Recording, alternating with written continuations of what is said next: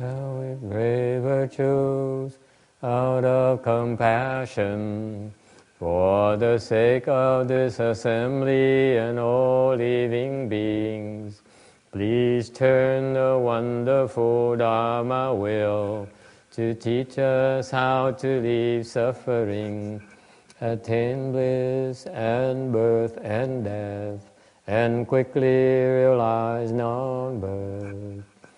Cung kính đại đức tận thịnh, vì thứ pháp hội cập nhật thiết chúng sanh, thinh chuyên diệu pháp luân giáo đạo ngã môn, như há liêu sanh thoát tư ly khổ đạc lạc, tốt chứng vô sanh.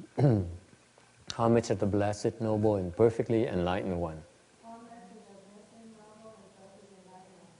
Nam mô Sa Nan Tu Sư Chê Đô Ye Ở La Hờ Đi San Miao San Pu Tô Xế.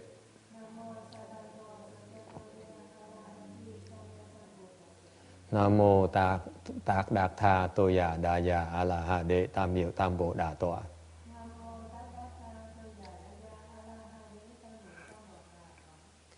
The unsurpassed, profound, subtle, and wonderful Dharma in 100,000 million aeons is difficult to encounter.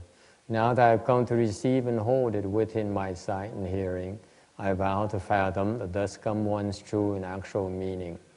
Wu shang sheng sheng wei miao fa bai jian wan jie nan zao yu wo jin jian wen de shou zhi yan jie ru lai zhen shi yi. O Buddhas and Bodhisattvas, Venerable Shenhua, Venerable Shamini, Venerable Good Knowing Advisors Amitabha. Chư Phổ Pu Sa, Sư Phụ Sang Rần, Cơ Vị Shamini, Cơ Vị Sang Trì Sư Amitabha. Chư Phật Bồ Tát, kính thưa Hòa Thượng Hoa, kính thưa Sư Cô, kính thưa quý vị thiện tri thức A Di Đà Phật.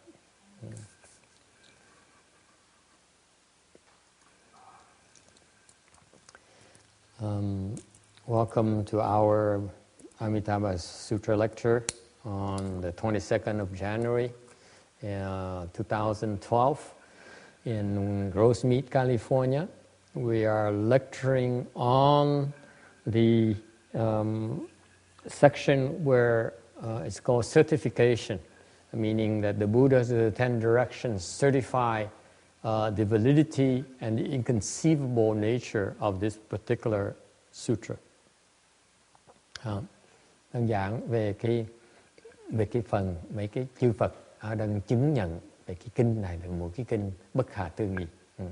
We're talking about the Buddhas of Southern direction. Nó nói về những chư Phật của phương Nam. Sumru Buddha, Tu Di Đăng, Phật Tu Di Đăng. His name after the four wisdoms, because the Sumru is made of the four jewels. Each has its own light and can illuminate like a lamp. Tu Di Đăng, cái tên là cái đèn. Cái đèn là nó được dựa trên bốn cái loài trí huệ. Núi Tu Di là được thành lập bởi bốn cái tứ bảo, và mỗi cái bảo nó có một cái ánh sáng riêng của nó và có thể chiếu sáng như là cái đèn. And his particular Buddha here, his body light is like the light of a lamp that can banish the darkness. Cái ánh sáng của thân của Phật đó, giống như là cái đèn vậy đó, cái ánh sáng của cái đèn, và có thể chiếu phá tan cái bóng tối của ban đêm. This light, the lamp light, symbolized the fact that the Buddha transformed the eight consciousness into the four wisdoms. Thành ra cái này nó tượng trưng cho Đức Phật đã chuyển hóa 8 cái thức thành 4 cái trí huệ. In particular, the Buddha, this is what differentiates the Buddhas from the rest of us. Cái này là sự khác biệt giữa Đức Phật với chúng ta. He turns all the consciousnesses we have into wisdom. Những cái trí mà chúng ta có, trí thức chúng ta có, cái thức chúng ta có, nó biến chuyển thành trí huệ. You know what I'm talking about? Sư, phổ sư, truyền sư trấn trí. So the sixth consciousness is turned into the wonderful observing wisdom. Cái lục thức á, nó chuyển thành diệu quan sát trí. Okay. The seventh consciousness into the equal nature wisdom. Cái thức thứ 7 nó chuyển thành bình đẳng tính thức trí. The first five consciousnesses into accomplishing what is to be done wisdom. Cái 5 cái thức đầu tiên đó, nó biến thành cái thành sở tác sức thức trí. And finally the eighth consciousness into the great perfect mirror wisdom. Và cái thức thứ 8 nó chuyển thành đại viên kính trí.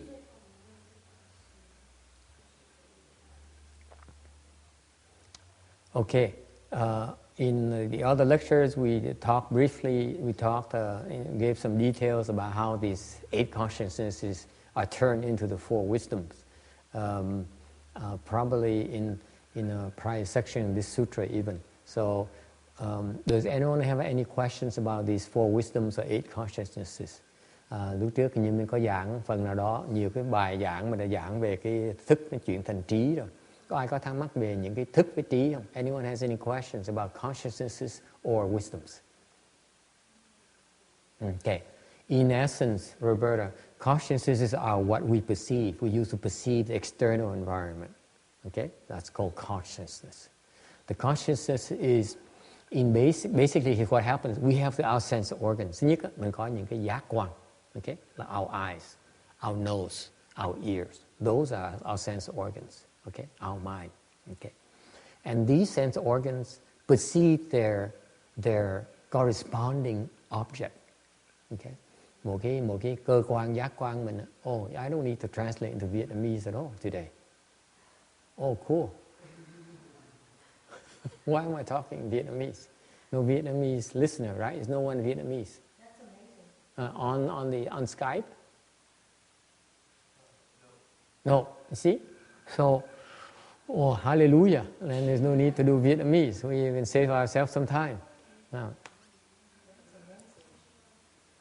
Yeah, today is the final day of the year, so if people are busy staying at home preparing for tomorrow, the cooking and stuff, especially the women, they need to do the household work, a lot of cooking for tomorrow, that's for sure.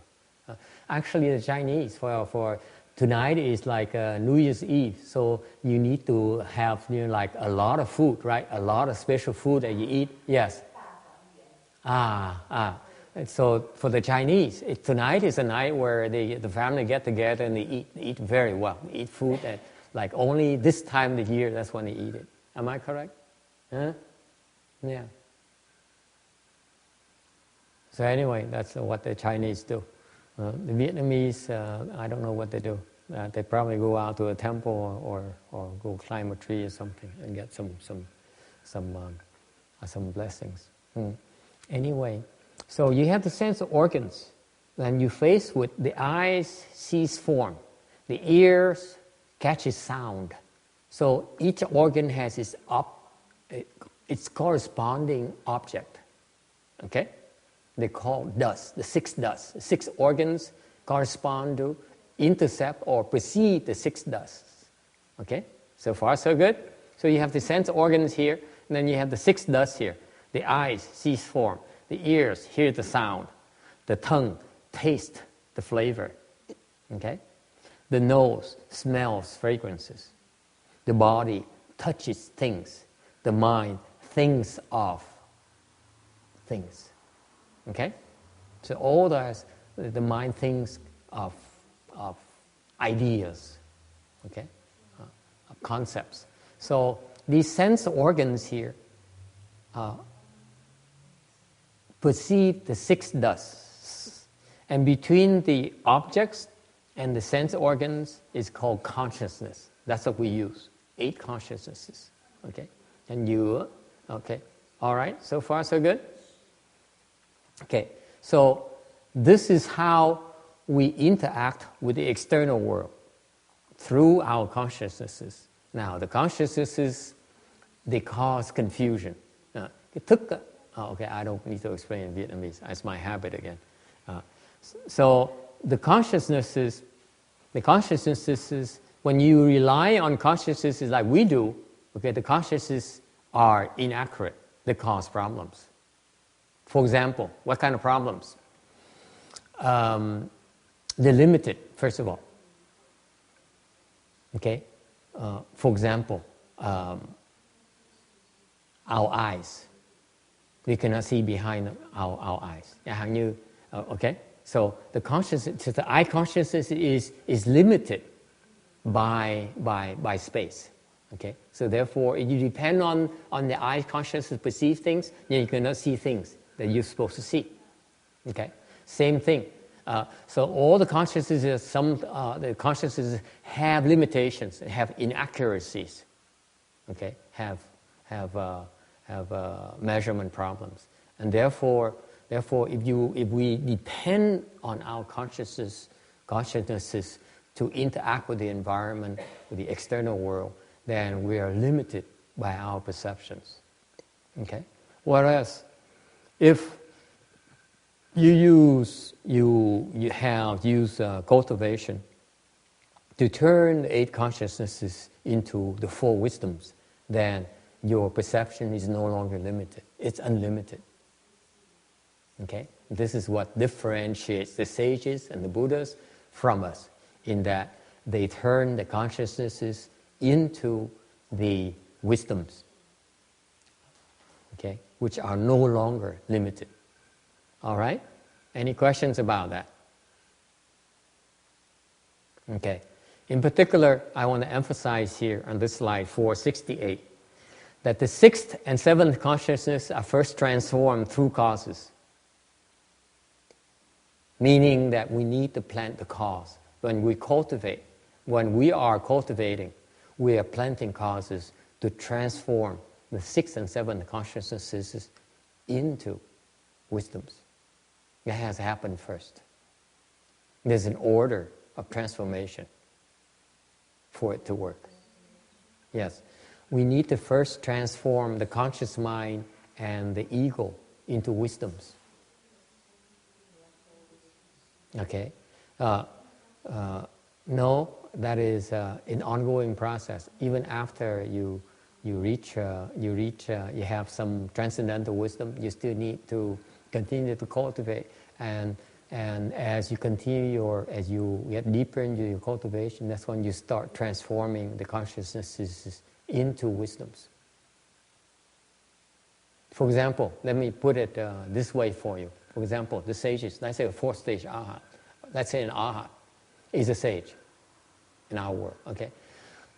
Even though they're sages, there are many degrees, okay? Because, for example, you may become a 4th stage arhat, but you have not transformed your consciousnesses into wisdoms yet.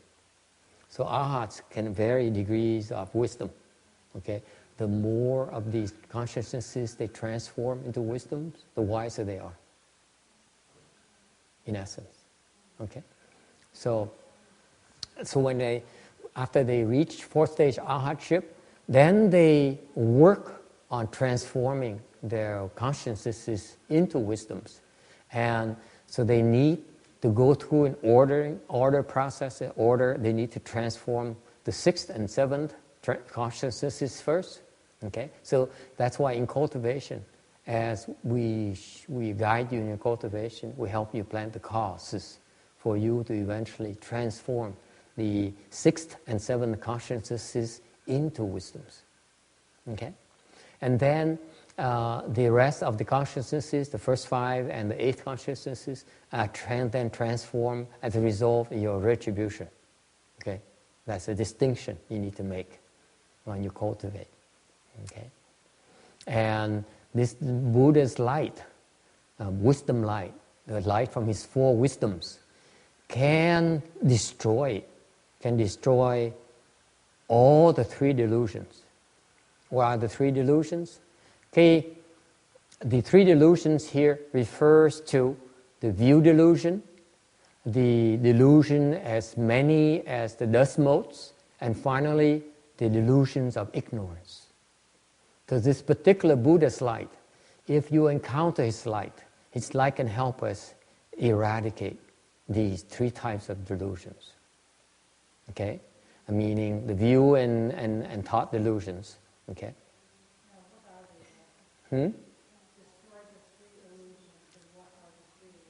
The three delusions, the first one is the view and the thought delusion. Okay? And the thought. Thinking. Yeah. View meaning that based on your perceptions. Okay? The view delusions have basically the five view delusions and five thought delusions. Okay? The five kinds of view delusions. For example, what are the view delusions? For example, you have a view of a body. That's called a view delusion. You think there's a body. You don't realize this body here is simply the result of causes. It's not. It doesn't exist by itself. Without the causes and conditions, the body does not exist. And yet, we attach to our body. We pamper it, we nurture it, we take care of it, and we take it to be real. That's called a view delusion. It's called a body delusion. That's a form of view delusion. So far, so good? Yes, view of a body. You see there's a body, and that's a form of delusion. So in the morning, those of you who look at yourself in the mirror in the morning and say, oh, how nice I look in the morning, that you're reaffirming your view delusion, view of a body. Yes, you look at yourself in the mirror. Yes, that's a view delusion. Okay? Okay. There's another delusion called, a view delusion, called the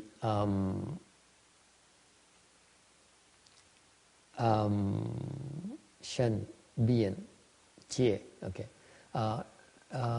The extreme delusions, meaning that view delusion, meaning that you believe that in impermanence, meaning that you say you're human right now. Say in the future you always become humans, every single lifetime. It's called permanence. Nothing changes. So in essence, it doesn't matter. It doesn't matter at all. Once you have a human body, no matter what you do, you always got to become a human in the future. That's what they believe, which is wrong. Okay? Because humans can become dogs. Dogs can become humans. So it is no such a thing as permanent. Nothing is permanent in this world. Nothing. Except. Yes. That's why cause and effect. Okay. So, and another extreme view is that it doesn't matter. After you die, you return to dust. So they call it, the view is called nihilism, meaning that it doesn't matter at all. No matter what you do, after you die, everything disappears. So it doesn't matter. It doesn't matter if you do good or you do evil. It doesn't matter at all. After we die, nothing matters. We go back to dust. They don't believe in cause and effect. Okay? So those are two extremes of, it's called the extreme views. And that's a form of view delusion. These people are deluded. By the way, a lot of the externalists believe in these view delusion, the extreme view delusion. When the Buddha was in the world, he encountered a lot of externalists who believe in permanence or believe in nihilism.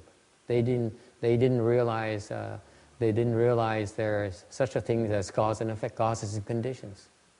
Okay, so that's the nature of the extreme views. Yes.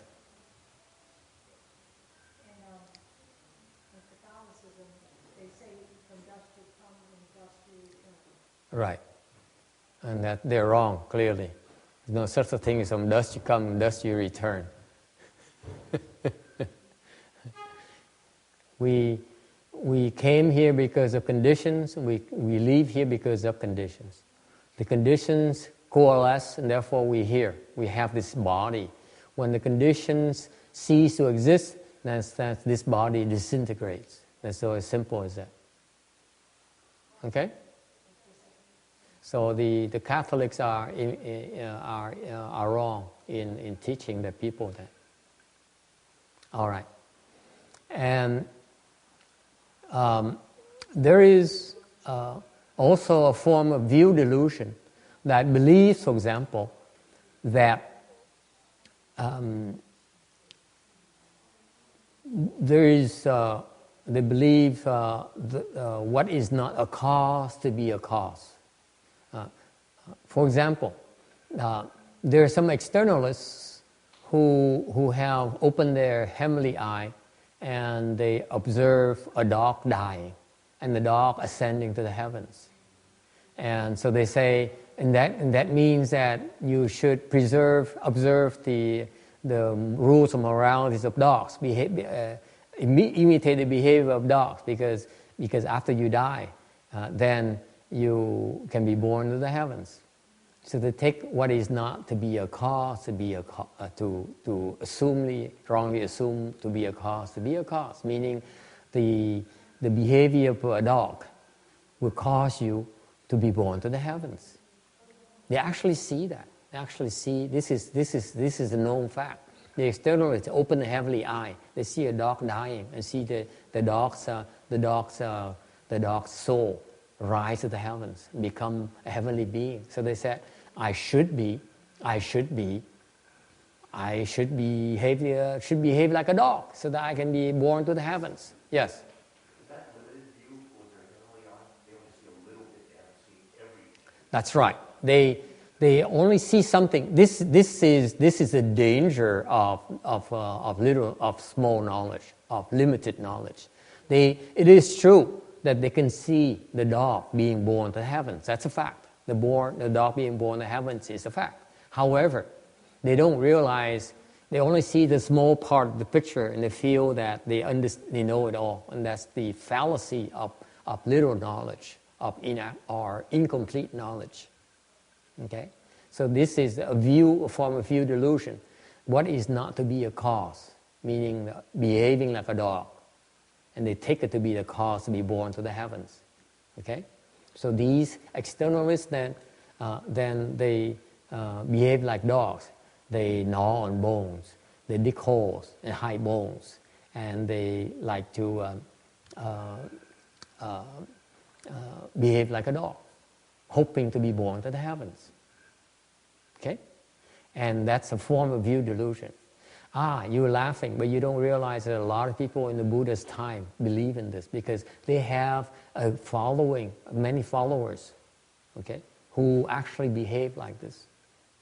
There are a lot of them. There used to be a lot of them during the Buddha's time. So the Buddha explained this is a form of view delusion. Okay? All right. There's also a form of delusion called the taking what is not to be a cause, to be a fruition, meaning, this is the famous case of the unlearned bhikshu. There used to be a monk who reached fourth dhyana, and he thought that he reached fourth stage arhatship. So by the time he died, he saw his soul leaving his body and going for reincarnation. So he said, the Buddha must have lied to me because I'm a fourth stage arhat already. And the Buddha lied to me. He says, once you reach fourth stage hardship, you're no longer subject to birth and death. You no longer change bodies. I see myself changing body. Therefore, he slandered the Buddha and said the Buddha lied to him. And so this is a form of view delusion. Yes?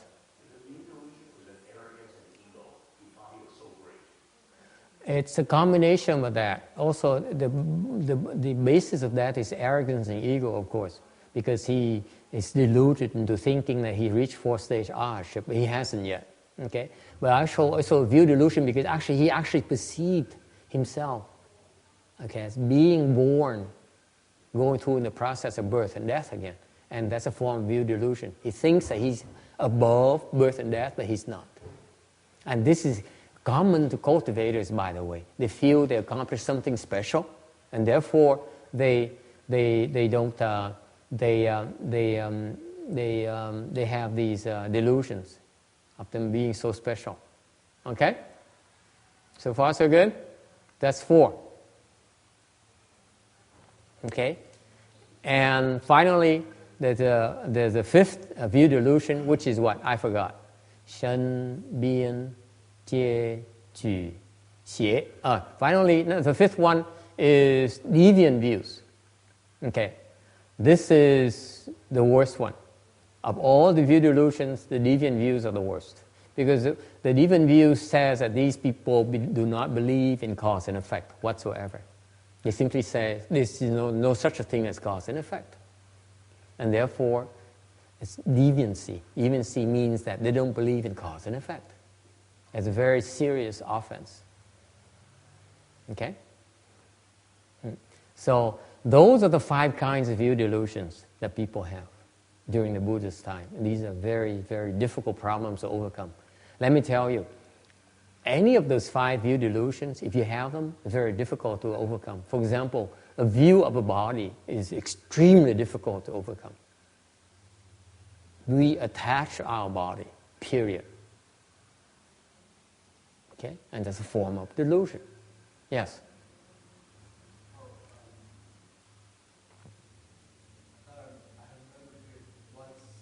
The view delusions as being like the either liking or disliking that we have in response to perceptions or sensory perceptions. No, that's feelings. That's not view delusions. That's different. Those are feelings. Okay? View delusions are these prejudices that we have that's so ingrained in our psyche that's very difficult to undo. Very, very difficult. And that's the nature of ignorance. You know, we believe there's a body, for example. For most ordinary people, the view of a body is very, very difficult to undo. Think about it. Okay? There's industries in our world that cater to the body. The massage and the gym, the fitness, all these things, or the catering business. They cater to the body, Okay. All right. Any other questions? Okay, that's one kind of delusion is view and thought. What are thought delusions? Thought delusions are 5 kinds. Okay? Does anyone know what are thought delusions? Ai biết? Anyone knows? 入境，你知道吗？是或是什么？有5种。是或。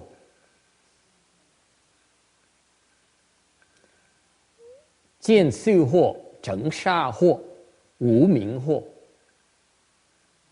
Okay? 是惑是什么样？ Okay, it's very easy. The thought delusions are 5 kinds. Greed, hatred, and stupidity are the first 3 kinds. Okay? Okay, greed, hatred, and stupidity as a form of thought delusions. So far, so good? Then there is something called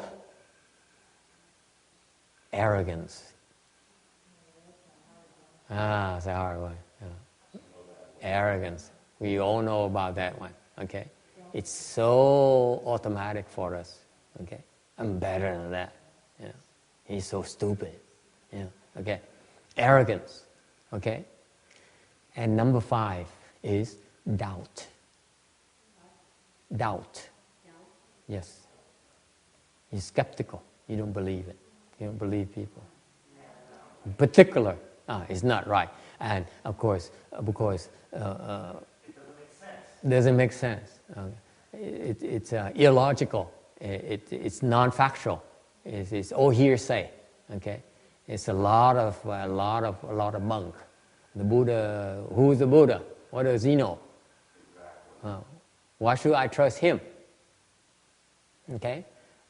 I should trust, what's this guy, this scientist, that's Stephen Dowling or something like that? Huh? Hawking? Yeah, the famous guy. Now what is his Stephen Hawking, the famous British scientist, a physicist, who is... Huh? Just turned 70, you shouldn't live that long. Yeah, he's confined to a wheelchair. And what's his latest declaration? He says the biggest mystery to him is... John, you never guess. What do women want? He knows. John follows the news. I find fascinating. The most brilliant physicist of the world says women are just an enigma. That was Freud said years ago. All the research. Yeah, he's copying. He's imitating the great thinkers. There's nothing original about that. But in fact, we don't know what women want. Yeah. Nor do we know any. Or know about ourselves. The biggest mystery is ourselves, not the women. He's so wrong. He's so far off course. Okay. We are the biggest mystery. Our mind is the biggest mystery. And humanity will never be able to figure it out. Never. Because we depend on our mind to figure out our mind. Therefore, we'll never be able to figure out our mind. As simple as that. You cannot rely on something that is enigma to figure an enigma. That's nonsense. And the funny thing is that the scientists, the brilliant researchers, are doing it right now. They don't even realize it's impossible to figure out. But anyway, so the arrogance and doubt are the last two of the thought delusions. Okay? Any questions about the view and thought delusion? That's the first kind of delusion that we need to undo. If you undo the thought and view delusions, what happens? You become an arhat. Yes. You cannot become an arhat. If you undo the view delusions, then you reach first stage arhat.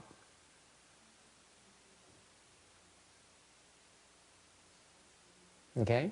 If you get rid of all your view delusions of the desire realm, then you reach first stage arhatship. Is it clear? That's how you become a sage. A sage is someone who has fewer delusions than we do. Okay? And in Buddhism, the Buddha is very precise. He said you cannot reach sagehood, have real wisdom unless you undo your delusions. And there are three kinds of delusions. View and thought delusions are the first kind, and these pertains to the wisdoms of the arhats. Okay? The arhats are no longer confused about the view and the thought delusions. Yes? All right? The next kind of delusion is called the delusions as many as the dust motes. What does it mean? It means that after you reach fourth stage arhatship, then you continue to cultivate, and you continue to deal with the kind of delusions which are much more subtle than the thought and view delusions. Thought and view delusions are considered to be coarse. The delusions as dust motes, as many as dust motes, are considered much more refined, much more difficult to deal with. And that's why it's only after you reach a fourth stage arhatship, that's when you work on these delusions as many as the dust motes, because there are that many. And remember, the view and thought delusions are only 10 of them altogether, or 200, less than 200. If you analyze them to great detail, like a Tian Thai people, Tian Thai school, they will analyze the 88 grades of view delusions and 81 grades of thought delusions. So in total, 169 delusions, thought and view delusions. Okay, you can do it that way. The very detail, the Tian Thai school describe these delusions, thought and view delusion in very detailed fashion. So you work on one at a time until you eradicate them, then you will reach stagehood. Okay? However, after you reach a fourth stage arhatship, and you start working on the delusions as many as dust motes, they're uncountable. There's no way to count them. So you need a different methodology. Okay? 成煞惑. Okay? It has, as the delusions you face with are as many as the dust you can see suspended in the sun rays. The sun ray shines a light. You see only that ray of dust being suspended. Okay, imagine the rest what you cannot see. That's what these dust motes delusions are type. They're in the nature. There's so many of them. Okay, are you discouraged? There's a lot of delusions to work with.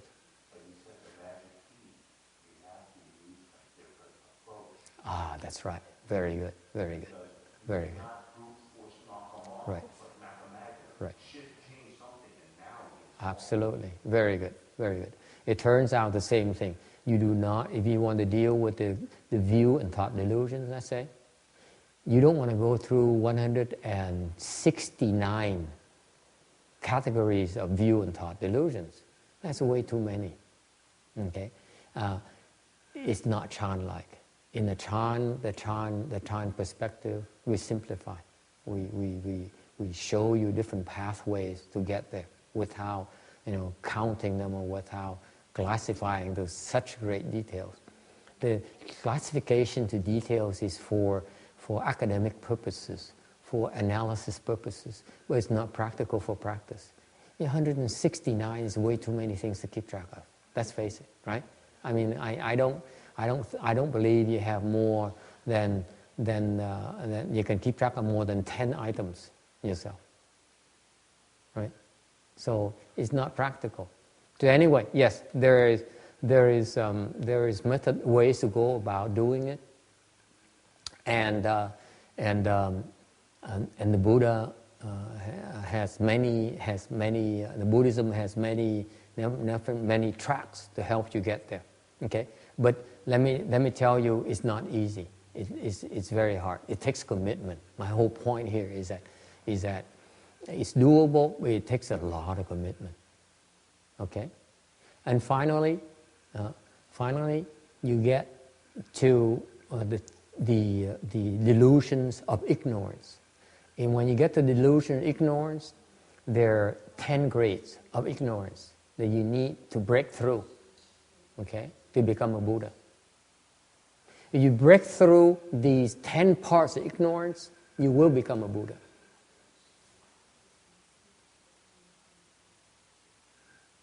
Any questions? So, Buddhism is very, very precise, very accurate. The Buddha says wisdom, because we are talking about Sumeru lamp Buddha here. Sumeru lamp Buddha is a Buddha that represents wisdom. He uses light, his wisdom light, to destroy the ignorance, the darkness. And the Buddhas are very, very smart. They teach us ways to do it and how to go about destroying these types of delusions systematically. And that's the beauty of Buddhism, by the way. The beauty of the Buddha's wisdom is that he knows, he tells us step by step how to go about doing it. Okay? And he describes, you see, because it's like he gives us a roadmap of how to go about doing it. Whereas other people don't even realize there's something called thought and view delusions. There's something called delusions as many as the dust motes. Or there's something called the delusions of ignorance. Okay? Let me give you a hint of what the delusion ignorance is.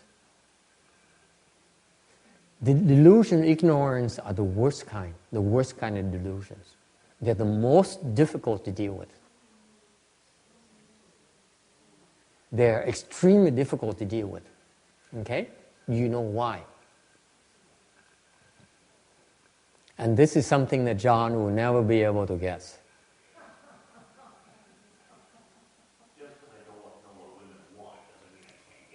Yeah, it's the same principle, by the way. It's the same line of thought, by the way. This ignorance. It's extremely difficult to deal with. Because it's the nature of ignorance it is so subtle that we don't even know it's ignorance. You see, it's difficult to deal with because you don't even know that it is called ignorance. You never figure out, you never dare guess it's called ignorance. Close. Okay. The delusion of ignorance is primarily the delusion from our knowledge. Think about it. That's right. How can you possibly believe that your knowledge is a form of delusion?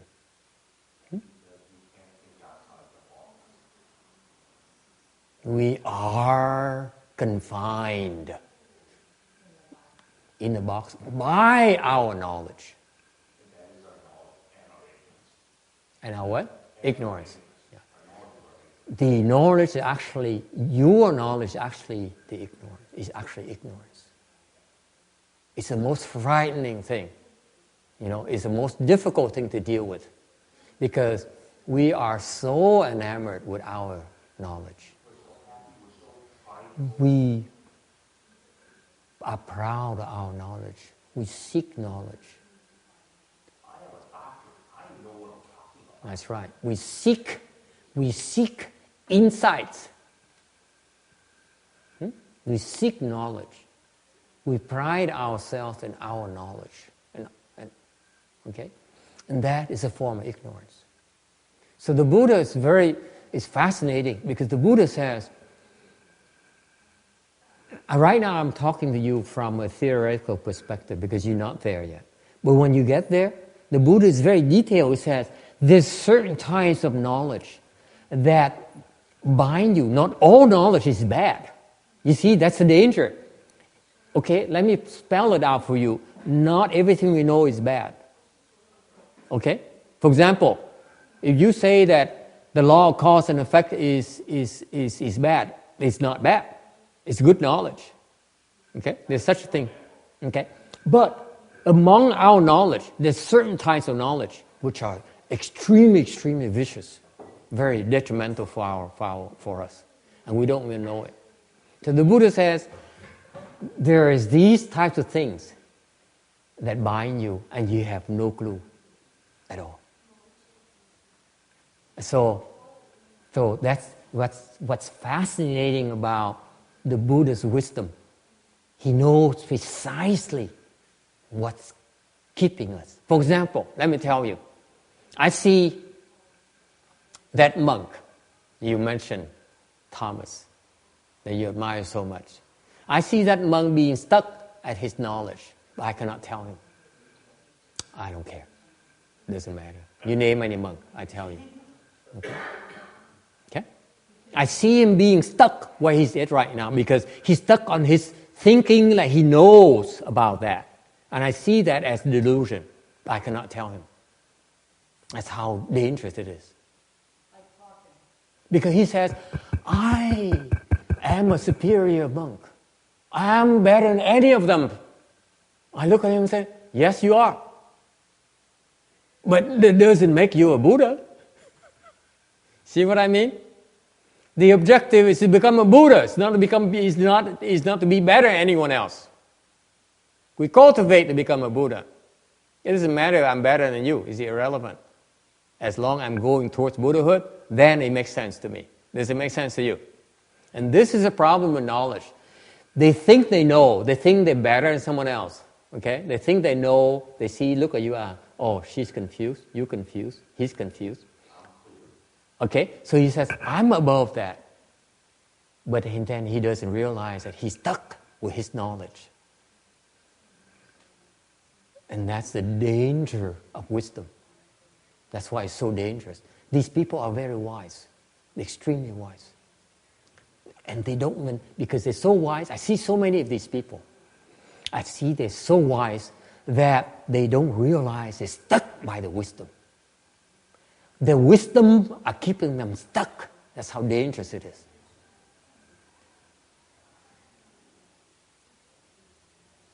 Yes.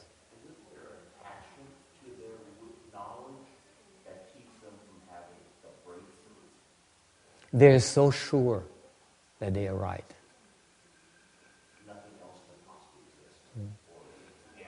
Because their teachers haven't taught them yet how to undo it. How to undo that problem. You see? As a teacher, I emphasize preparing my students to undo where they're going to be stuck.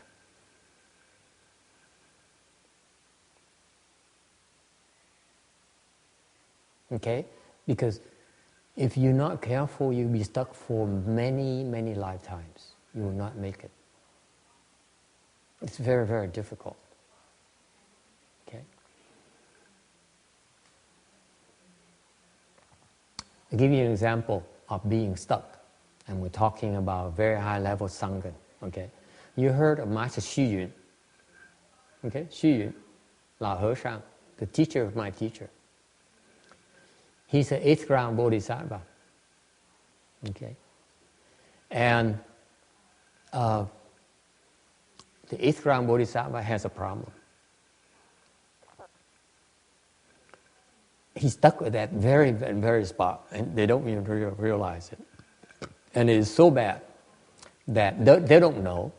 And it's so bad that the Buddhas themselves are so worried they had to come and tell Venerable Xu Yun that you should get going because you should not stay here.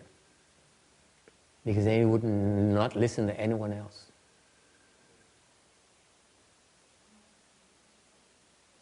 See that? Only Buddhas have the power to help them get out of there. Because they don't listen to anyone else. The Buddhas are so worried. They have to show up and say, son, you have to get going. Don't stay here. That's the nature of the ignorance.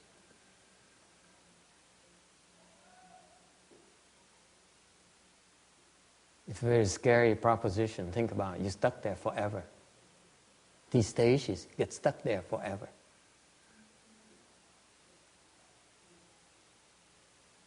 Okay? So that's why the ignorance is an extremely dangerous animal to deal with. The thought with delusions are easy because when you present with the facts, you will most likely change, move yourself away from it. The delusions, as many as the dust motes, are easy because you realize they're bad for you. They're delusions. The problem of ignorance is that you don't even realize it's ignorance. It's most difficult to deal with. Okay?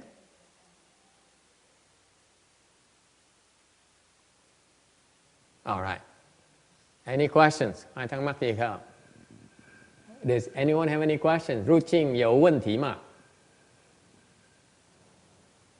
好像这个无名这个词啊，还用那个很难用那个实际的那个例子来比喻。对，很难的。But don't worry, you're still very far from it. Don't worry.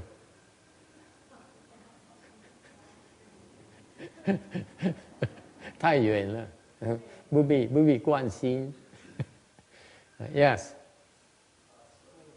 What does it mean to be transformed as a result of retribution? The fifth and eighth. Meaning that it's the result of some causes you planted in the past, and now you get the fruits, the fruitions of all these causes. So these are the fruition. Okay.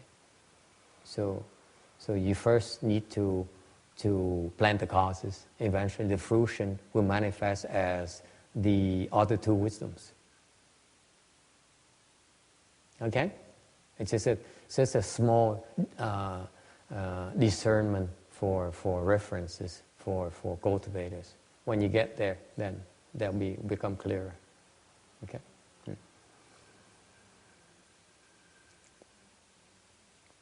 Any other questions?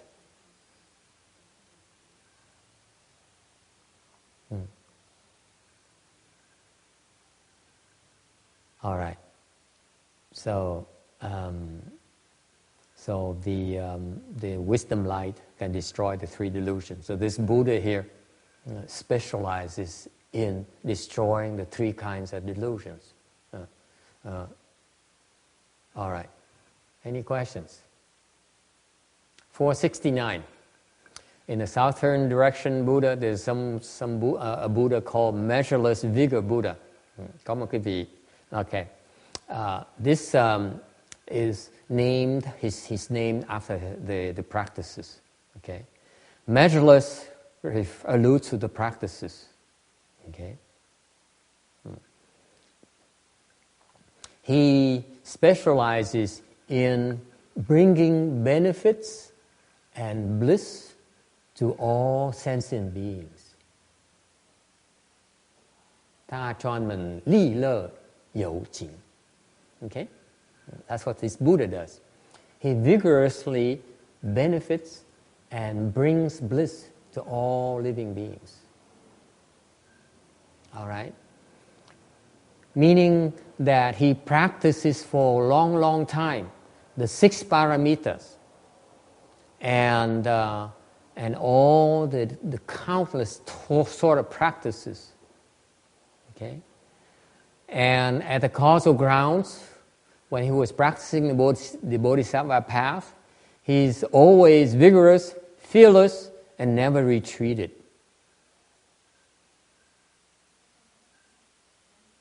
Okay, so this Buddha here, in order for you to get to comprehend his state, you have to practice ever more vigorously, and you should be fearless and should never quit. Okay? And during the causal grounds, when he was practicing the Bodhisattva path, he single-mindedly seeks from above, from the Buddhas and the Bodhisattvas, to transform the living beings below.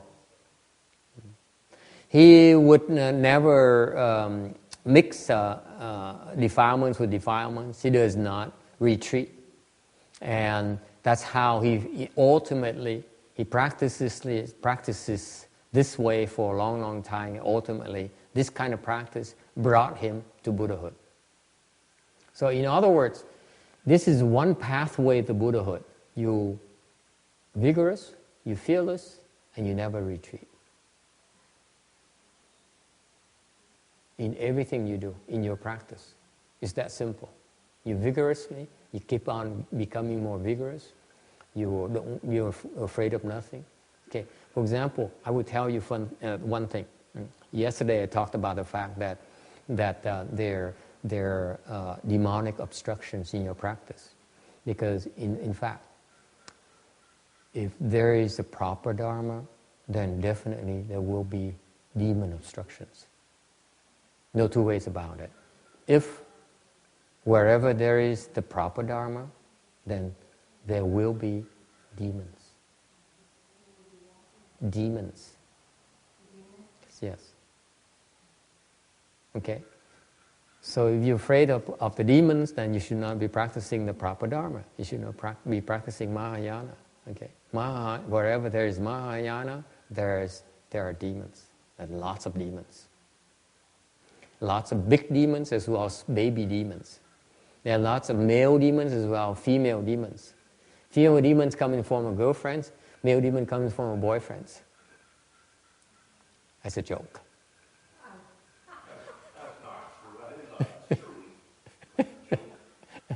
That's true too. Okay, so the demons comes in so many forms, and the nature of the proper Dharma is that it must be tested. There's no proper Dharma unless it's tested by demons. Yeah, that's right. You can look forward to it. Okay, because if you're truly practicing, let's say you're practicing vigorously, okay, then they will come and test your vigor. If they come and instill fear in you, okay, so this is what stops people dead in the tracks because of the fear. The fear demons. The demons are so scary that they retreat. These cultivators retreat. And therefore, in Buddhism, when you practice Mahayana, you must be prepared to face the demons, demonic obstructions. Okay? The demonic obstructions are such that when they pull strings and make people behave in ways that are incomprehensible. Incomprehensible. It sucks. It is so deplorable, the actions. But then you don't realize sometimes it's because there's some demon behind it. That's the way it is. We are not as in control as we think.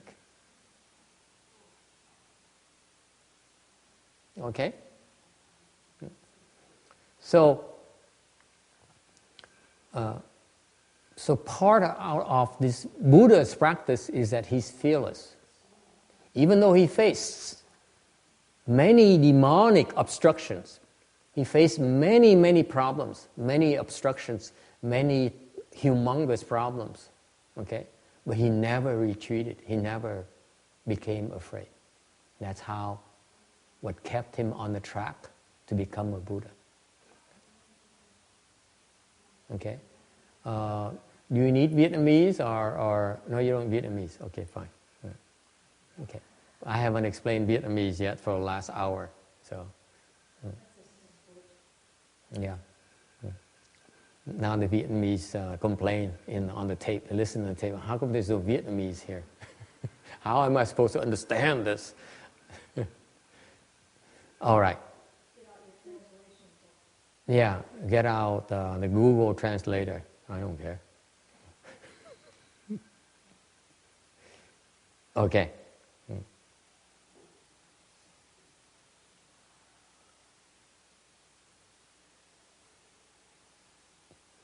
I find it refreshing to see the three characteristics of this particular Buddha's Dharma. He's vigorous, fearless, and never retreats. And that summarizes the mindset of the Bodhisattvas. You know that? You become more vigorous every day. You face your fears every day. The more fears you face every day, the more you become fearless. And you never retreat. No matter how tough it is, you keep on going, and you never quit. And that's how you practice Mahayana. There's no other way. You have to keep in mind these Buddhas are mentioned because for a reason. Okay? Because it tells us these particular salient characteristics of how that we need to keep in mind in our practice of Mahayana. Okay? No matter how difficult it is, no matter how bad it feels inside, you don't quit. You keep going. Because, as I said yesterday, the storm will blow over. The storm cannot last forever. Okay? That's the way it is. And that's part of the practice. Like someone puts it to me in a very elegant way. I said it, I mentioned it before, I want to bring it up again. He says, the bigger the boat, the bigger the storm. Okay? That's the nature of the Bodhisattva practice. Okay, so you hear this wonderful Dharma door, this Buddha here, three characteristics: vigor, fearless, and non-retreating. Make sure you apply them in your daily practice. Okay, examine yourself. Are you fearless? Are you prone to retreating? Or are you vigorous enough? Okay? Why? What's so funny about it? Okay. All right. Any questions? 470. Shariputra, in the Western world, measureless light Buddha, measureless appearance Buddha, measureless banner Buddha, great light Buddha, great brightness Buddha, jeweled appearance Buddha, pure light Buddha, all Buddhas such as these, numberless as Ganges sands, each in his own country brings forth a vast and long tongue that covers 3,000 great thousand worlds and proclaims the sincere and true words. All you living beings should believe in this sutra, in which all the Buddhas praise its conceivable merit and virtue, and of which they are protective and mindful.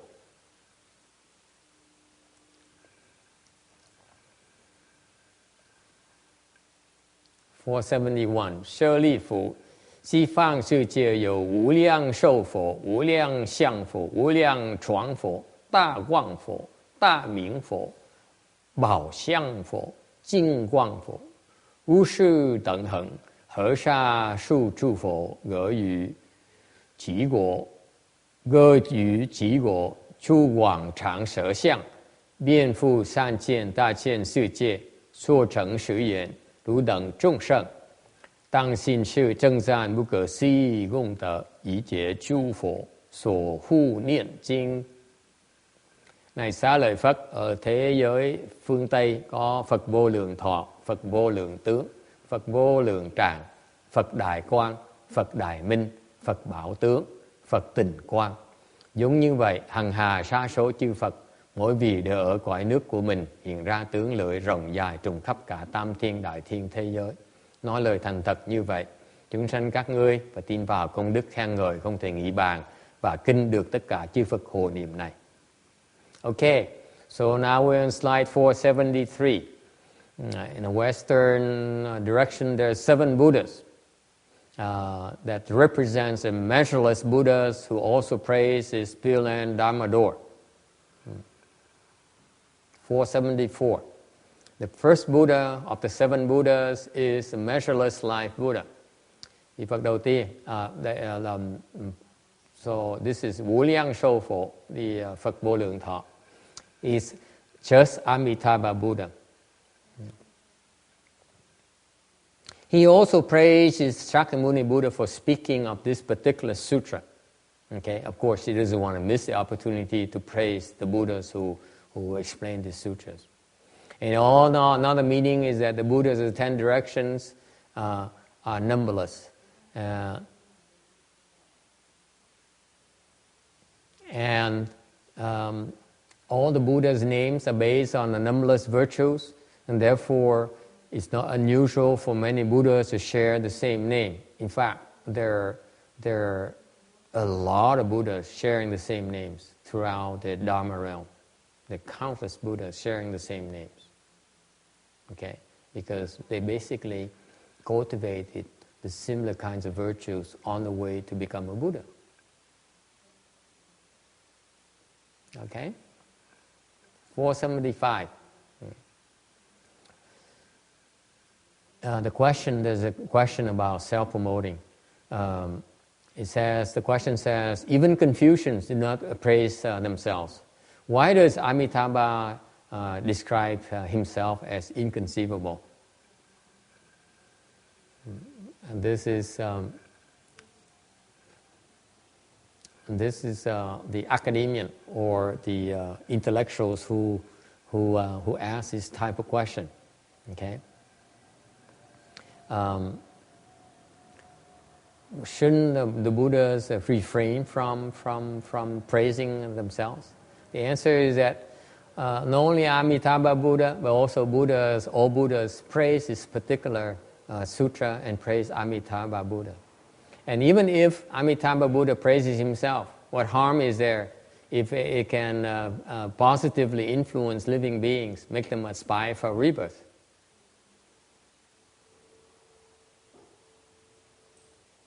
Okay, and you should have a little bit more faith. The Buddhas the words are true and actual. They're based on facts, and they don't self-promote, unlike we do. You are projecting your own self-promotion on the minds of the Buddhas. Give us a break, please. Yes? Are you trying to say it doesn't go to their head? The Buddhahood doesn't go to their head? Absolutely not. Only Confucianism go to their head. Okay?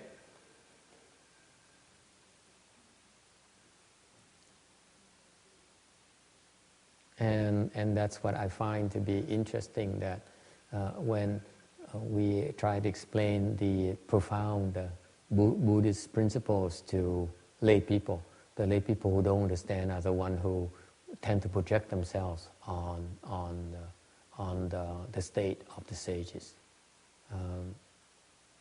I think they may have something to do with arrogance, the thought delusion, that part of thought delusion where you overestimate yourself and underestimate the sages. That's arrogance. Okay? You get that? Okay. Any other question?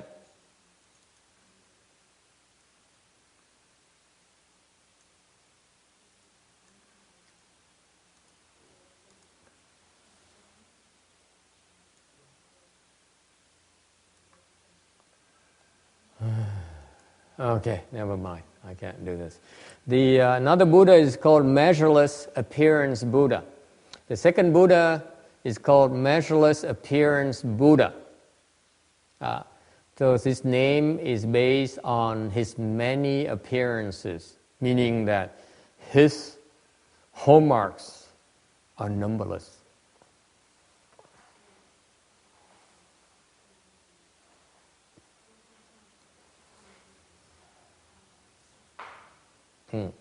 Because when you talk about a regular Buddha that appears like Shakyamuni Buddha, meaning a transformation body Buddha, they typically have 32 hallmarks. Okay? The list of hallmarks, 32 hallmarks that it's clearly described in details in the Medicine Master Buddha's Sutra that we explain. that we include that list. You can go there for your reference.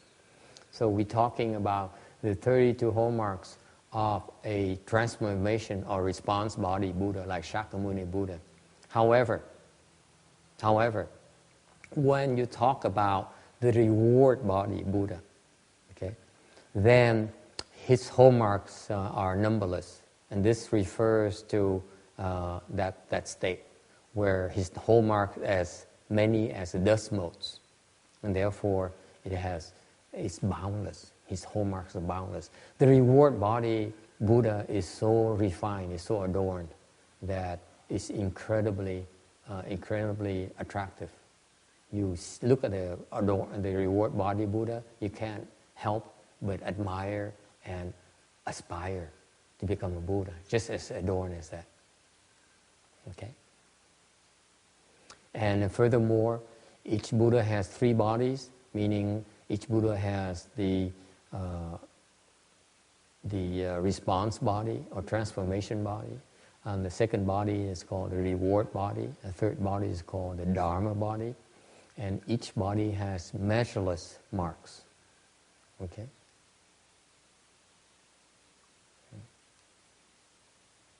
Why are there measureless marks? Why are there measureless marks?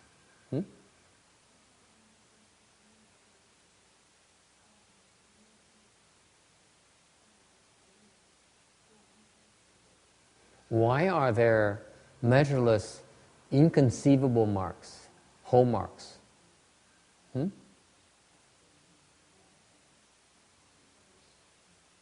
Because there are measureless virtuous conducts.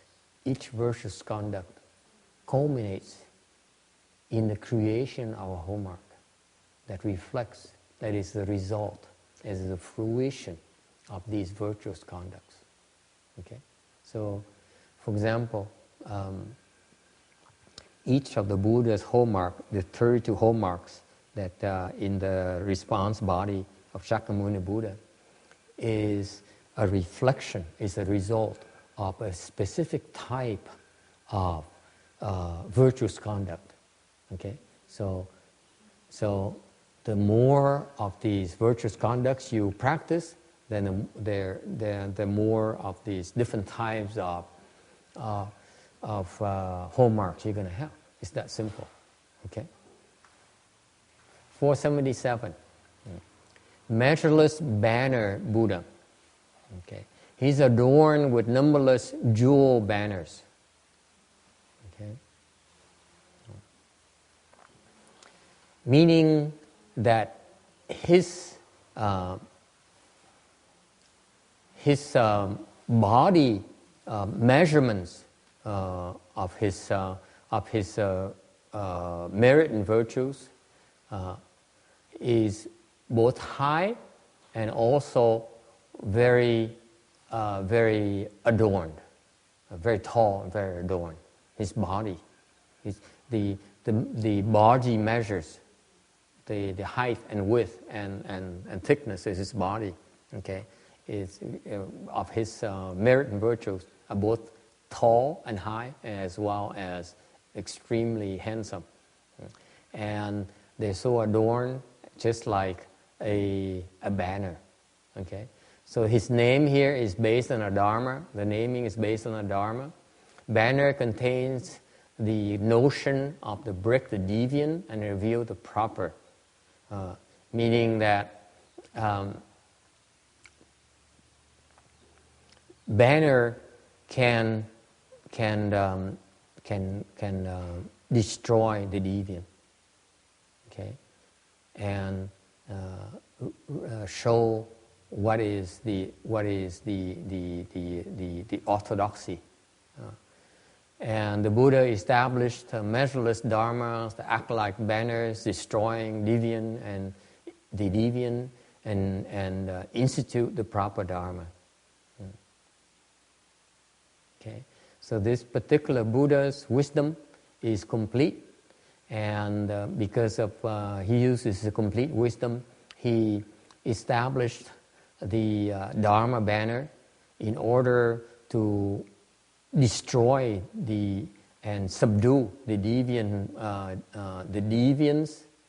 and the demons, manifest and reveal the proper Dharma, and the living beings have numberless potentials, and therefore this Buddha speaks of the numberless dharmas, and that's why it's called measureless banner.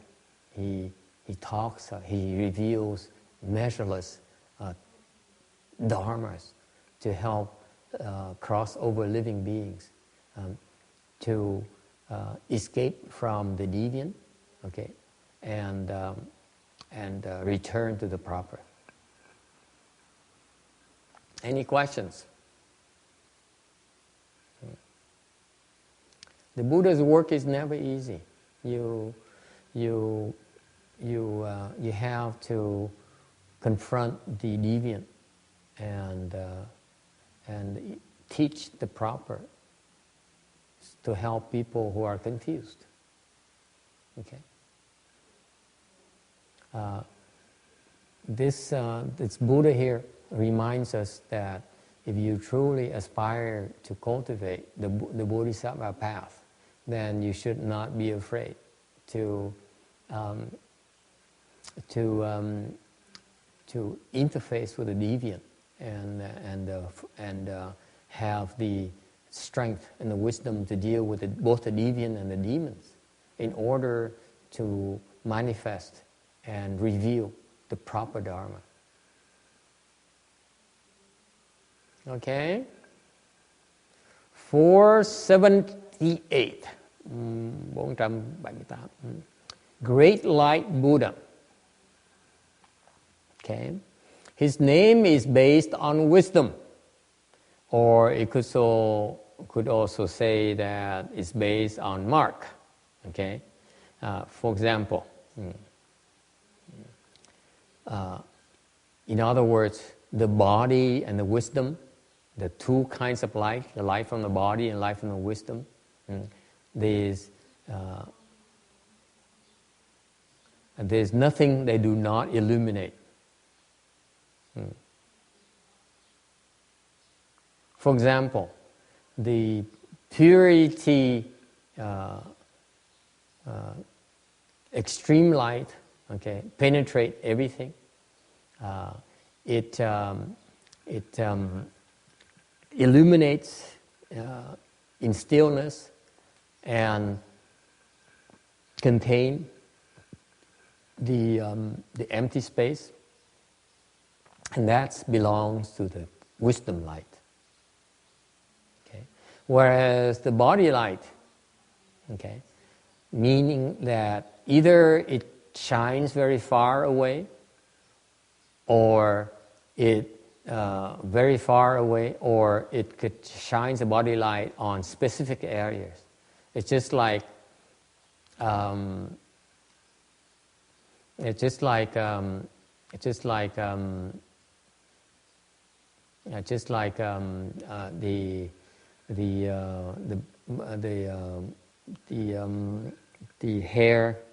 hair mark between the eyebrows, light that can shine the light on into the eastern direction in many Buddha lands. Or you could say, like, use the example of Shakyamuni Buddha. Before speaking the Dharma, he would emit light. Okay, so this particular great light Buddha's, he has this great wisdom, light that can illuminate the Dharma realm to cross over all living beings.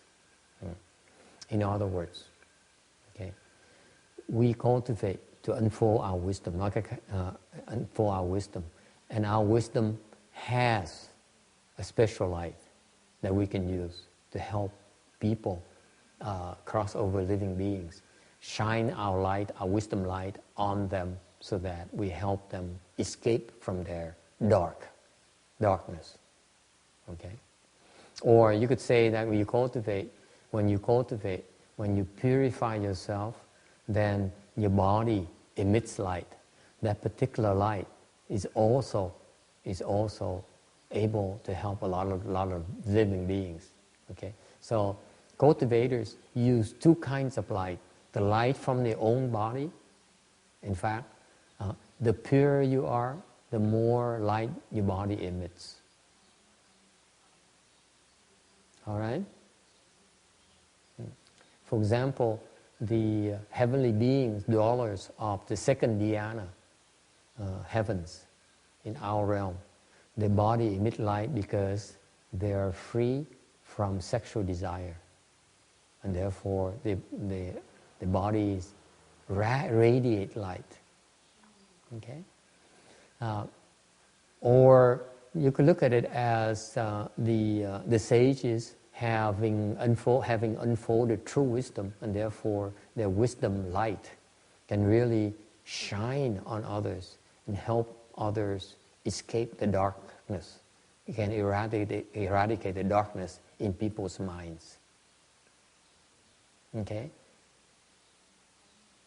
It's just like what is the wisdom light? It's like you explain something to people, and it's like a light bulb going off in their mind, and so all of a sudden their mind is illuminated, and they no longer are confused about these principles, about these things. That's called wisdom light. Okay? Any questions? Ai thắc mắc gì không? All right. 479. 479. Great brightness Buddha. His name is based on wisdom. He obtained the three clairvoyances. The San Ming, the heavenly clairvoyance, the past lives clairvoyance, and the ending outflows clairvoyance, and the three wisdom light brightness. Okay, this particular Buddha here has the three kinds of spiritual penetration. He can see to the heavens unobstructedly. All the heavens he can see. Okay, nothing can obstruct him. Okay, or he can know of all the past lives. Okay, he look at us and say he can go back as far as he like until all the past lives we have. He knows, for example, what we used to be in prior life, or the life before that. Okay, that's called past life clairvoyance. And finally, he's able to put an end to all his afflictions. He's no longer afflicted. No matter what happens, he's completely even keeled and has no affliction whatsoever, meaning that he has no more outflows. Okay, afflictions are outflows. Afflictions are leakages. What are afflictions? Afflictions are the movements of your mind. Let's say you hear something you like and say, it's so interesting. That's an affliction. Funny, isn't it? Or you sit there and you have a whiff of some food and say, that must be McDonald's quarter pounder. Okay, that's an affliction. Okay. What are outflows? Outflows are basically, what are outflows? These are words you keep on hearing. What does it mean to you? What does it mean to you exactly? And you can tell that Roberto is so relaxed after 2 weeks away. He said, yeah, I like it. Yeah, what are outflows? Outflows are you going outside. If your attention is pulled away from you, that's an outflow.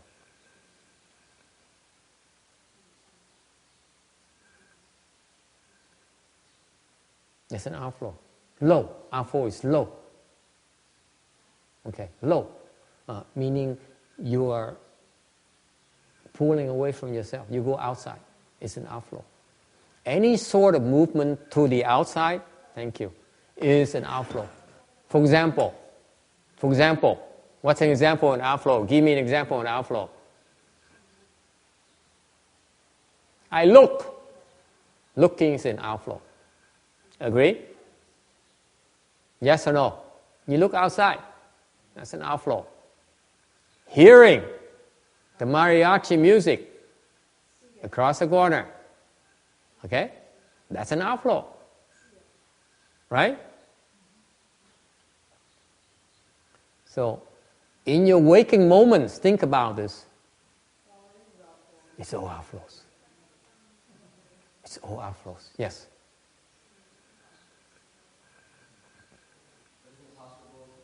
To, like, for bodhisattvas or Buddhas, they still see without having outflows, right? Yes. So it's... Are you there yet? No, but that suggests that it's not the seeing per se, but there's something like a mental processing that we usually do along with the seeing or something. Yes, that's correct. Mm-hmm. So is there a question? So then it's not actually the seeing, but it's different levels of thought that's going along with the seeing. Or I'm talking about you. I'm talking about all of you. When you're looking at something, is it an outflow for you or isn't it? yeah. It is an outflow, right? Why?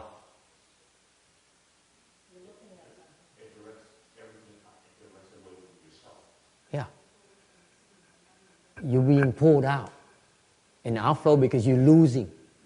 You see the point? The constant outflow is that it's a loss. What are you losing? Your samadhi, yes. What else are you losing?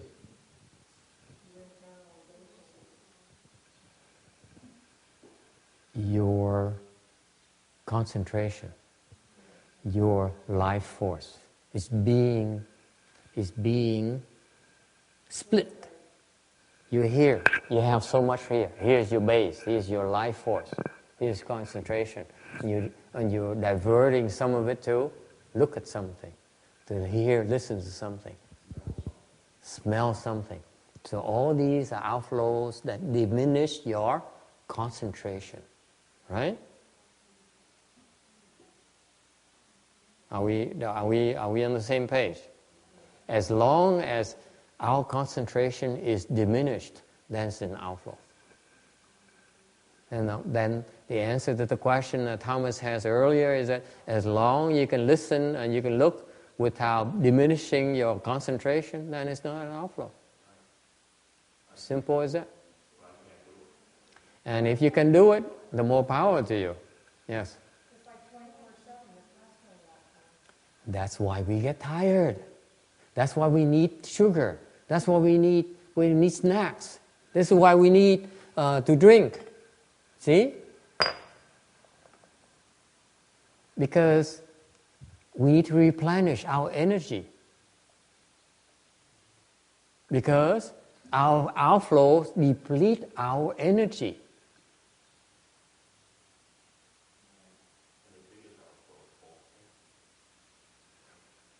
And the same common denominator of all these outflows is your mind moves. If your mind moves, that's an outflow. You're not still. That's right. That's right. This is why we all need to meditate. Because meditation is a form of replenishment that is that's wholesome. The most wholesome form of replenishment is meditation. It's cultivation. If you don't, then you have to eat. You have to sleep. You have to drink. Right? We need more fuel. Because we keep on spending fuel. We keep spending our energy. Yeah, we keep on having our outflows.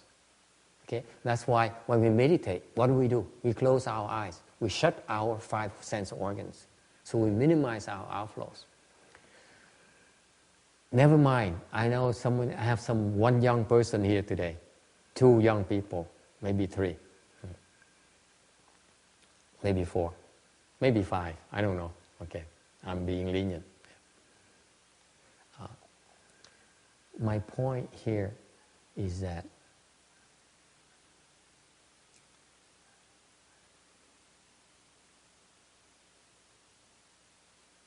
young people, their world is a world of outflows. Okay, we used to that, used to functioning like that. We accept it as a part of life. Yeah, as soon as we open our eyes, we have outflows. So we condition ourselves to accept it. Okay, and so we don't realize that. We don't realize that this is the part of the process. When you're younger, okay, you replenish yourself a lot quicker, a lot more easily. When you get older, it's just like my master martial arts teacher gave me an example. It's just like a huge reservoir. Our life force is like a huge reservoir. If you replenish it, okay, constantly, then if you allow the reservoir to draw to low levels, then it's very difficult to replenish it. The analogy is very important, folks. If you don't pay attention, you let your energy level get depleted, it's much harder to replenish it. When you allow your body to be broken, much harder to fix it. Okay? So you need to be smarter about it. And that's part of the aging process. I started talking about young people. It's the aging process. You age quicker. I see a lot of young people aging so quickly because they're burning the candles with both ends, from both ends, because they have too many outflows. Can you imagine? I see people being so proud, saying, "I'm when I'm at my desk, I have my TV monitor, my PC monitor, I have my iPad, I have my stereo equipment, I have a TV set where I watch the stock market and stuff like that. So I have 5 different sources of things that are dividing my attention, and they call themselves to be superior overachievers, multitaskers, and they don't realize it's all outflows. They all are killing themselves, all draining themselves unnecessarily. Not so great about that. People are so proud of that. I don't understand that at all. Please explain that to me. You're killing yourself. You're aging like crazy. I saw people, of the same age, and yet some people, because they burn the candles on both ends, they age so much quickly, and they're so proud of it. I don't get it. What's so great about it, huh, Roberta? I don't understand it. They don't stop 24/7. They're on cell phone, doing the computer. Yeah. Yeah. Constantly 24/7 on the phone. Oh, not only that. Let me tell you, there's some people who are hooked on the internet. I'm not going to name names. Okay? They're hooked on the internet. They had always looking for like what at my computer. I have 5 windows. You know that? I have 5 windows when I work on my sutra. I have 5 windows, so I can check the internet and work at the same time. What about Facebook, email, Twitter, and cell phone. all those? I don't understand. It's all the same stuff, but just bigger. Each one a little bit different. That's all. Okay. I ask you for a favor. Do not give me ginseng. Okay? Don't give me ginseng, please. Ginseng? No, ginseng. Ginseng. Renseng. Renseng. Okay, the ginseng. Okay. It's very good for people, but it's not good for me.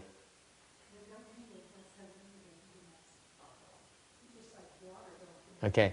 No, that's okay. It's not a big deal. I'm only asking you a favor because like some tea, for example, the green tea, 103 green tea, it has a little bit of ginseng. Some of the Chinese teas, they're very refined. They're nicer teas, so they put a little bit of ginseng in it. When we cultivate, we avoid ginseng. Because ginseng stimulates your energy, which is not necessary. It's better you stimulate yourself. You don't use external stimulation. Okay? So that's why I'm telling you, not only for myself, but for you as well. When you cultivate, you meditate, and you practice, you don't use ginseng. You don't. Even you're very tired, and the doctor says, have some ginseng, say no thanks. It's not necessary. Because if you use ginseng, then this kind of external stimulant will hamper your own generation of your energy. You see? I want to get tired so that I replenish quicker by myself. So my system is is sharper. If I use ginseng, then my system only is partially used. You see what I mean? Well, it's not quite contamination. Don't push it so hard. This is good, It's a good thing. Actually, I have ways to prepare ginseng that are superb, but I refuse to use it because I feel it's not necessary. It's not. It's not that useful in the long haul. It's better you learn to do it yourself. Much better. Okay. We have plenty of ginseng in our own system. We don't need external ginseng. In other words, okay, we don't. If you practice, there's no need for ginseng. I started telling you about the young people aging so fast. People aging so fast because they have too many outflows. They don't know how to stop outflows. And that's a horrible thing. People age because of that. Okay? In other words, if you cultivate, let's say you meditate regularly every day. Okay? Let's say an hour a day. Okay? Then what you're doing is every day you put an hour where you actually shut down your system, learn to shut down your system, minimize your outflows. Guess what it does to you, to your system?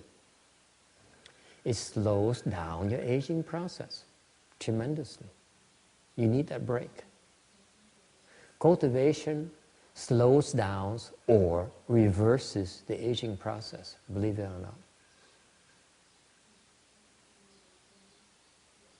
Okay, it's that simple. If you allow yourself to accept the fact that your life is about getting outflows and you have to live with that. And I submit to you, you don't have to live with that.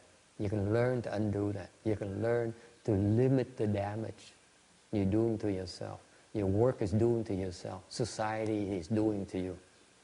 The conditioning society imposed upon you since you went to school, since you acquired an education, okay, is causing you to die quicker, to age quicker. That's all it does. It's not that great to me. Okay? Because let's face it, I don't see why people would spend their lifetime accruing a fortune and then what? Leave it to their two sons?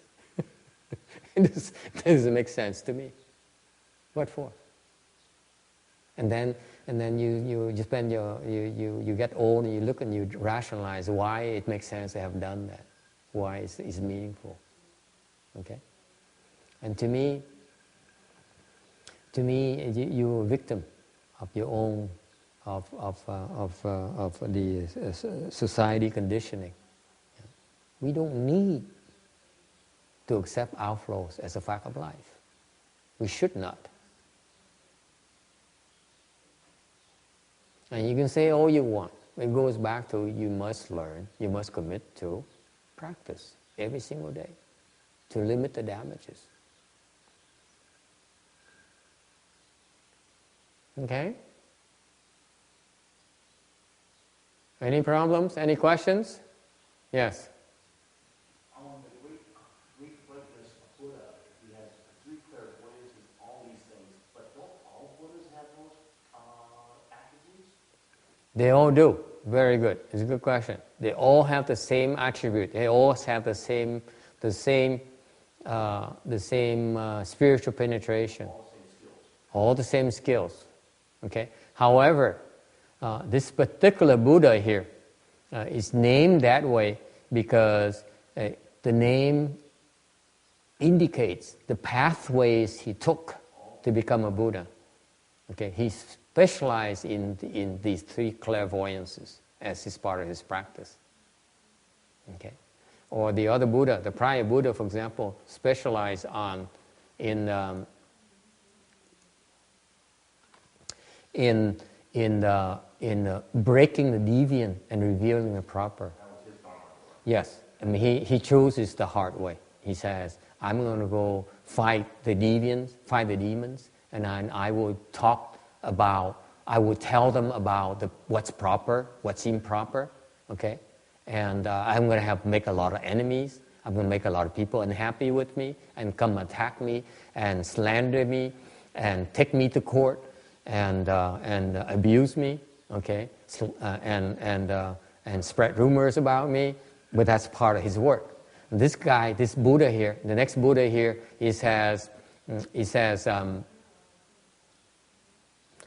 that I specialize in unfolding my wisdom and use my wisdom to help people.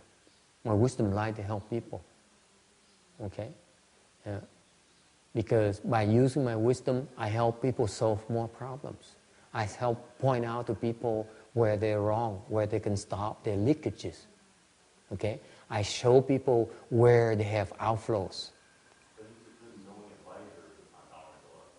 Yes.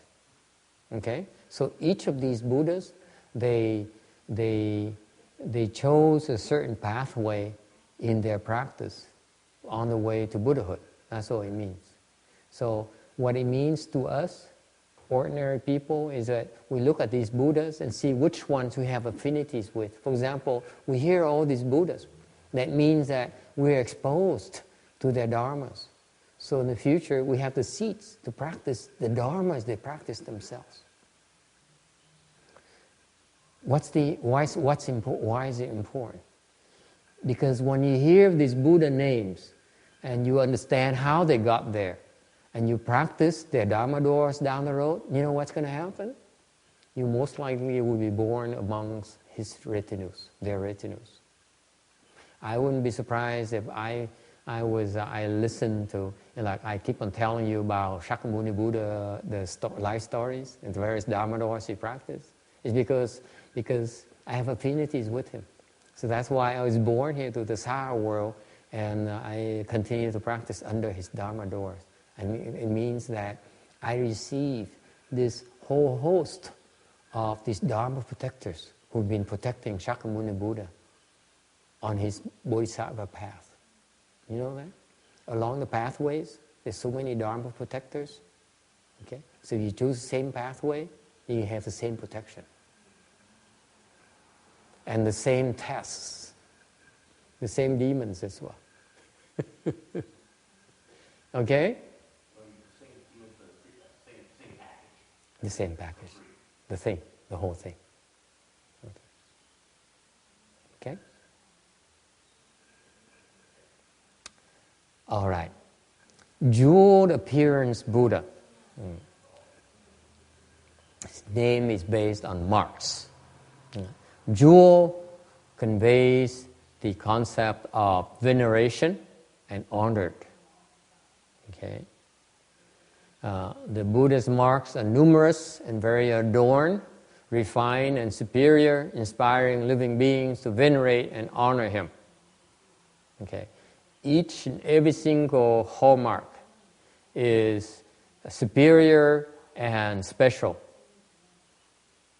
wonderful and great. And therefore, they are complete with that's why they're venerated and honored. Okay. Furthermore, his whole body is like refined gold. Okay. And each hallmark is like a jewel, like a gem. And therefore, it has the jewel mark appearance. Okay, and all the marks are refined like jeweled marks, are jewel appearances. And it turns out that both the inner and outer marks are both jeweled and venerated, refined. Okay? Any questions?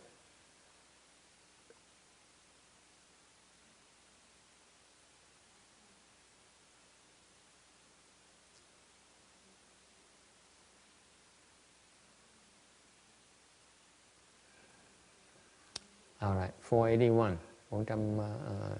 Pure light Buddha. This Buddha here have incredibly bright lights. And the name is based on wisdom. Pure, meaning that there is no leakage, there's no outflow. Light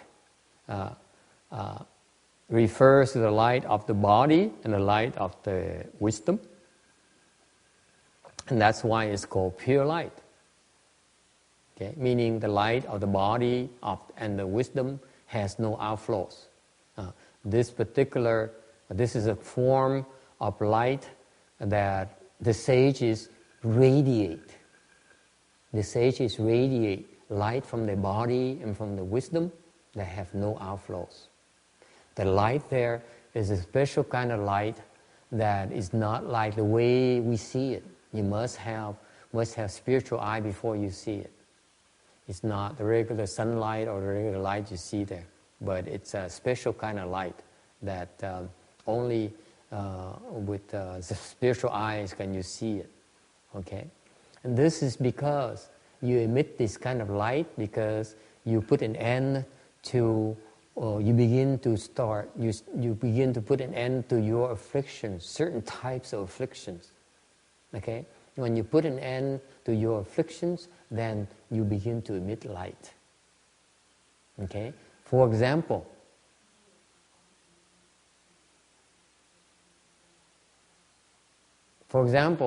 I like to see.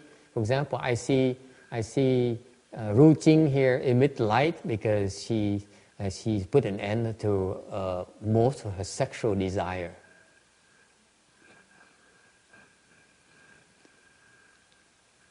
Don't translate that. Don't translate that.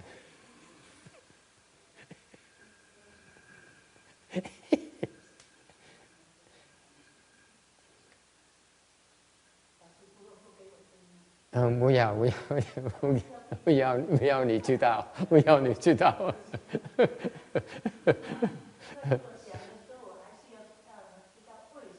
为什么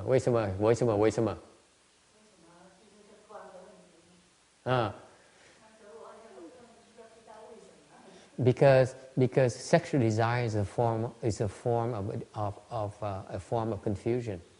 When your mind is free from these thoughts of confusion, then your body emits lights. Your mind emits light. Okay? It should come to no surprise to you, because the more of the people who reduce their afflictions, particularly sexual desire, the more the body emits light. There's no two ways about that. Okay? So for example, I know at this stage in her life, she's no longer that interested in sex anymore. I don't know, for some reason. Okay? And surely enough, the body is so bright. And I see young people, also some young people who are like that as well. Who for example, Thomas, when he's free from thoughts of sexual desire, he also emits light. But that doesn't happen very often.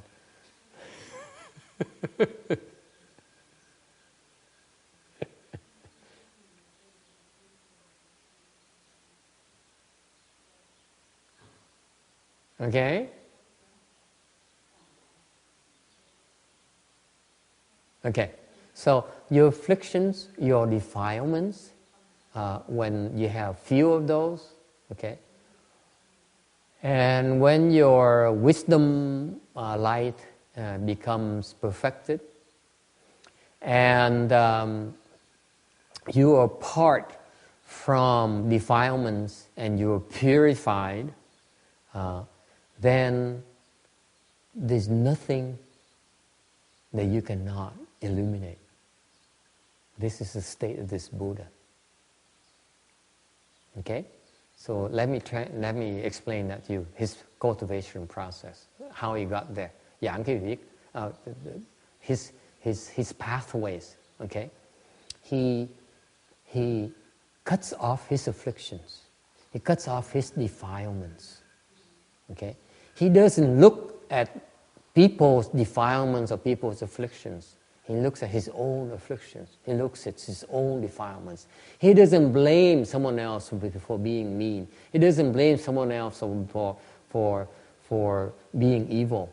He only looks at his own affliction. He says, if this person is evil to me, does it afflict me? Is it clear? Is it clear to you, Thomas? You don't blame others. People may be evil, may be mean, may be ugly, but it's not your problem. You don't blame them. You look at yourself. Does it afflict me? Does it make me upset? Does it make me disappointed? If it does, then you still are afflicted. Is that clear? Don't blame others. Just look at yourself. How you react to them. How do you react to their ugliness? That's what matters. Right? Number 2, he takes care of his own defilements. Meaning that the things he's not supposed to do, he doesn't do. For example, the Confucians have a saying that the Master Shuang likes to quote. I think it makes so much sense. He says, what is, how do you purify yourself? The Confucius says, do not look what should not be looked at. Do not hear what should not be heard.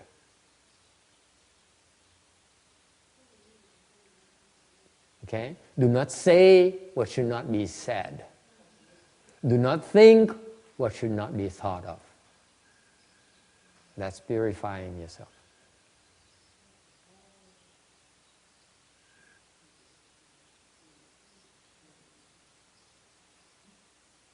You remember that Confucian thing? What? 怎么说呢？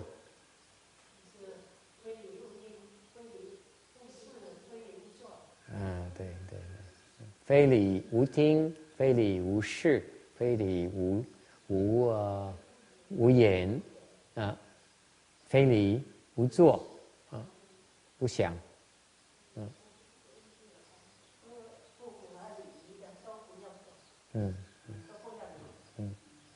，Okay? I modify a little bit in English. I said, if it's not proper, do not think. Actually, the actual word is not proper, do not do. Do is only a result of the thought process. Okay? That's how you purify yourself. So you start out by looking at your own afflictions. Okay? And then you purify yourself. Okay? When you do that, you acquire wisdom. Your wisdom begins to shine. And you keep on, the more you do that, the more your wisdom becomes perfected. Okay? And in particular, you distance yourself from defilements. Do not go near defilements. Okay? Now, it's not always possible to do that, but actually this is the ideal conditions where it more describes the pathways where people actually retreat from society and they isolate themselves so that they are apart from defilements. Let's say they go into seclusion, they go to the wilderness and go and cultivate in the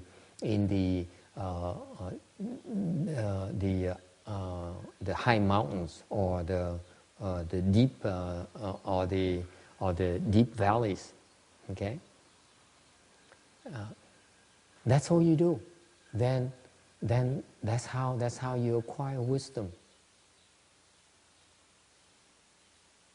Any questions? And once you acquire this kind of wisdom, it has a purpose. This wisdom then, because of your track, of your pathways, your wisdom light then can purify all afflictions and defilements.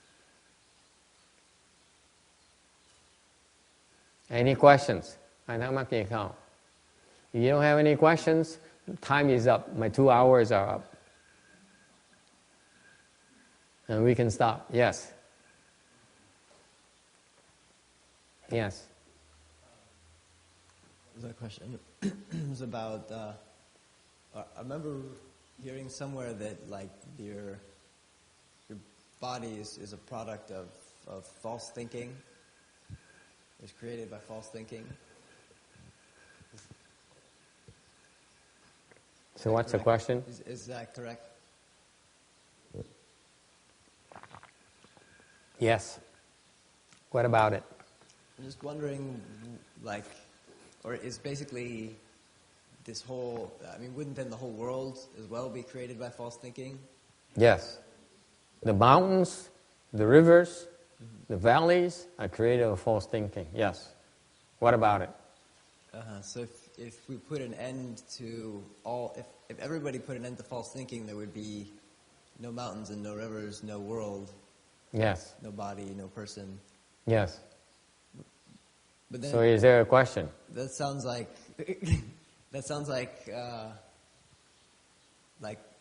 this one-sided emptiness. Because we're trying to put an end to the sixth consciousness. So if everybody put an end to the sixth consciousness, then everything would just be.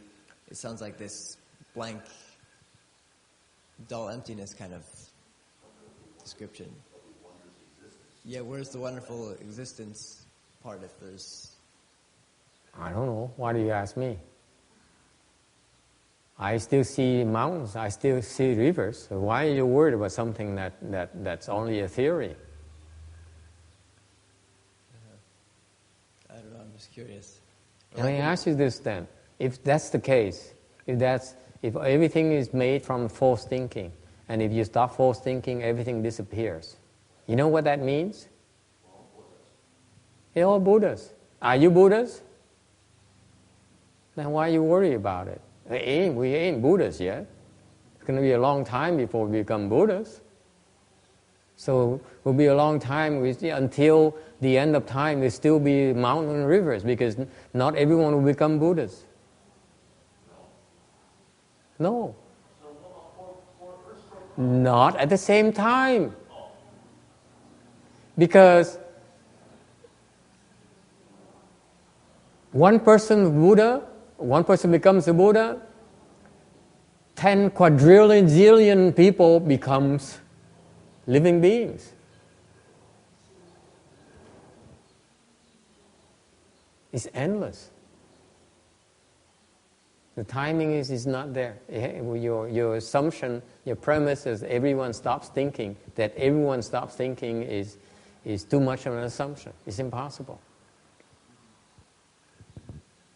But I guess, or the other aspect I'm wondering about when we say like everything is made from the mind alone, is that the mind there, is that talking about the false thinking mind, or yes. Is that talking about the... It's a false thinking mind, yes. It's not talking about the true mind. The true mind too. So is the true mind the false thinking mind? The true mind gives force to the false mind to give force to all the false things. But the false thing comes from the true thing. The source of the false thing is the true thing. You cannot say that. So therefore, it's both. You have a true mind, you can give forth all the falseness as well. Or you have the false mind, you can give forth to all the falseness. Okay? The true mind can bypass the false mind and give forth all the falseness as well. Okay? True doesn't exclude false. Yes. Anything else? Are we happy? Okay, so this is the last lecture for the year. And we say goodbye to last year, and we see you next year. Tomorrow, yes.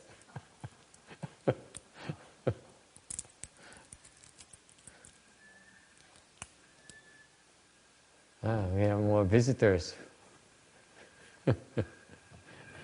Okay, let's wrap it up and go do our thing. Is this Sunday, right? Oh yeah, this is the last day of the year. Really? Yeah, I forgot. Yeah. Okay.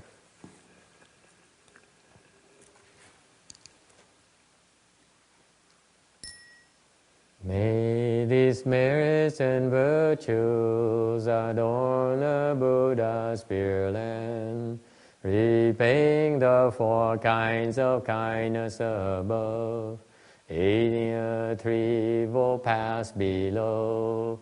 May those who see and hear all bring forth the Bodhi mind. And when this retribution body is done, be all born in a land of utmost bliss.